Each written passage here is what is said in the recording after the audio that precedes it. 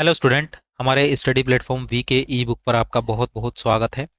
जैसा कि हम संविधान आपको पढ़ा रहे थे और ये संविधान की आपकी 13वीं क्लास है। ठीक है, पिछली क्लास में हमने भारतीय संविधान की अनुसूची स्टार्ट की थी, उसी का हम आज बचा हुआ भाग जो है आगे पढ़ने वाले हैं। ये पार्ट 2 है, यानी भारतीय संविधान की अनुसूची का। और टोटल आपकी 13वीं क्लास है ये। ठीक है, तो चलिए स्टार्ट कर लेते हैं। हम कर रहे हैं भारतीय संविधान की 8वीं अनुसूची से स्टार्ट, क्योंकि 7 हमने पिछली क्लास में कर ली थी। अगर आपने नहीं देखी है तो इस वीडियो के डिस्क्रिप्शन में मैं प्लेलिस्ट का लिंक दे दूंगा, उस पर क्लिक कीजिएगा। सारे के सारे वीडियो आपको मिल जाएंगे संविधान की, जितनी भी हमने अब तक क्लास दी है। ठीक है, तो इसमें क्या है, एग्जामिनर पूछेगा आपसे डायरेक्ट कि भारतीय संविधान की जो 8वीं अनुसूची है, ठीक है, उसमें क्या दिया गया है। तो उसमें किसका उल्लेख है, उसमें भाषाओं का उल्लेख है। किसका उल्लेख है, भाषाओं का। ठीक है, एक तो ये क्वेश्चन बन गया। एक आपका ये बन गया कि टोटल कितनी भाषाएं हैं वर्तमान में। ठीक है, तो वर्तमान में 22 भाषाएं हैं, ध्यान रखिएगा। और जिस समय संविधान बना था, ठीक है, प्रारूप समिति ने जिस समय संविधान की पहली कॉपी बनाई थी, मूल संविधान यानी कि उसको बोलते हैं मूल संविधान, यानी मूल रूप में जब ये बना था मूल रूप। ठीक है, मूल संविधान में कितनी, 14 भाषाएं थी। पहले 14 थी, अब 22 हो गई। समय के साथ भाषाओं को ऐड किया गया। ठीक है, तो अब एग्जामिनर पूछता है, दोनों क्वेश्चन मैंने आपको बता दिए, वर्तमान में 22 और मूल में 14। ठीक है, तो 22 से 14 हो गई, तो इसमें संशोधन हुए होंगे, है ना। तो उन संशोधनों को एग्जामिनर पूछता है। जैसे सिंधी जो भाषा है, सिंधी सिंधी कौन से संविधान संशोधन के द्वारा और किस सन में जोड़ी गई थी। ठीक है, तो 21वां संविधान संशोधन 1967 का।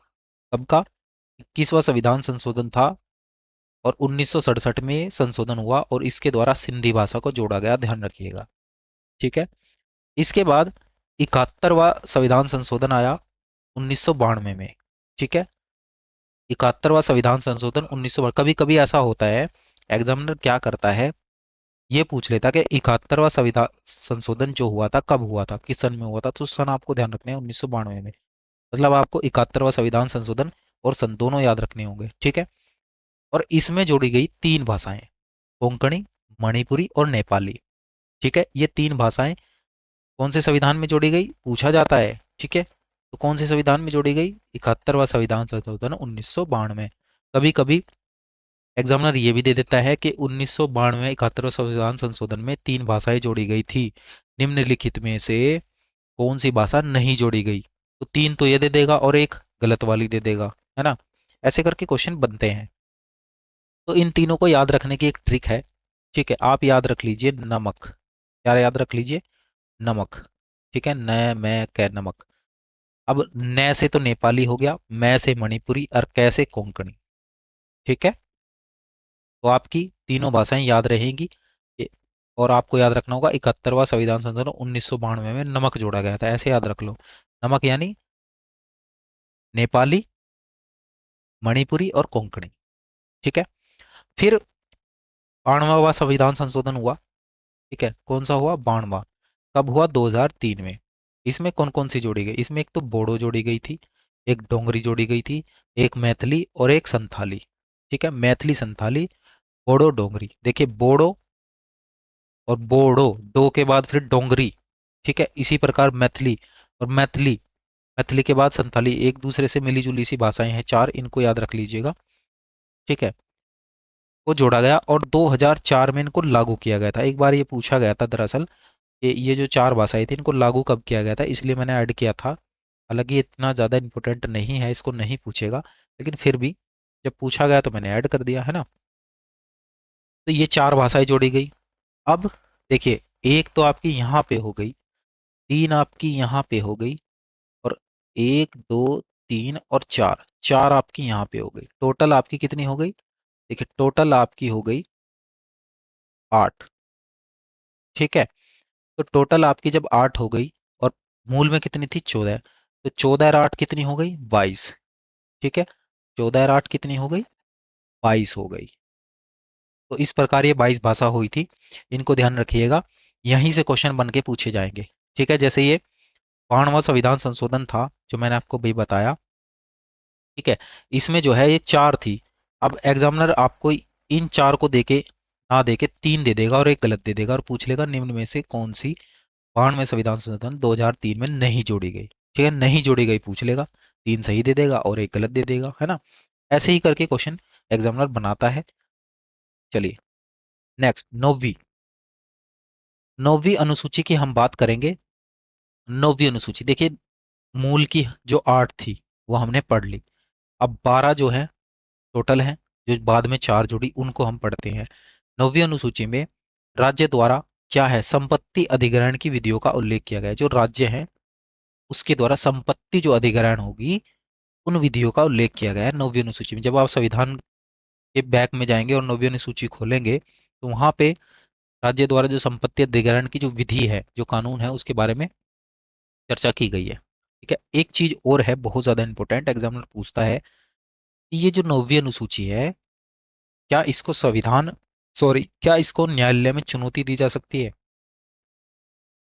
नौवीं अनुसूची को नहीं दी जा सकती, इसको ध्यान रखिएगा, ये पॉइंट बहुत बार पूछा गया है। ठीक है, तो नौवीं अनुसूची में सम्मिलित जो विषय हैं, नौवीं अनुसूची में सम्मिलित कुछ विषय हैं, उनको न्यायालय में चुनौती नहीं दी जा सकती, ध्यान रखिएगा।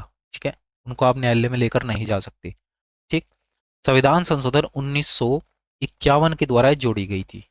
कब, कौन सा संविधान संशोधन, 1951, उसके द्वारा नौवीं अनुसूची को ऐड किया गया। भाई मूल में तो 8 थी, फिर नौवीं अनुसूची जोड़ी गई तो उसका सन पूछा गया कि कब जोड़ी गई थी, कौन से सन में, कौन से संशोधन में, तो 1951 का संशोधन हुआ था, इसमें जोड़ी गई थी।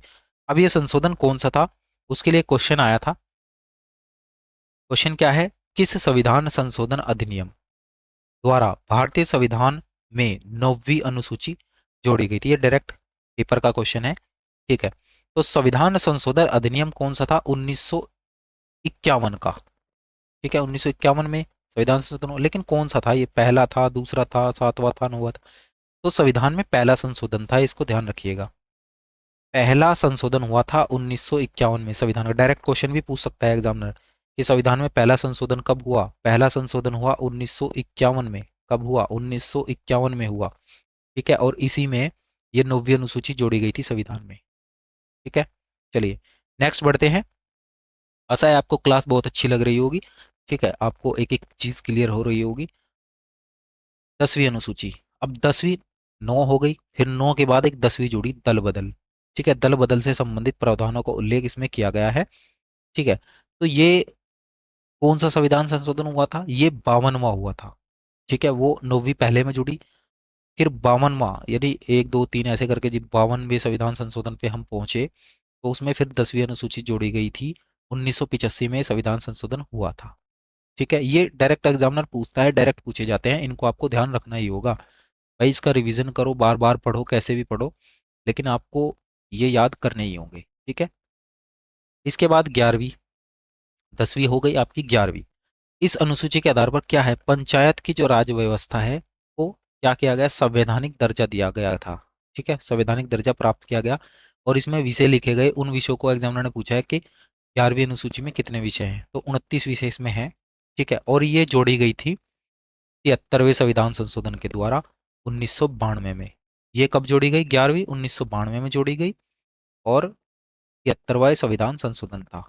ठीक है, कौन सा संशोधन था, 73वां। कब जोड़ी गई, 1992 में।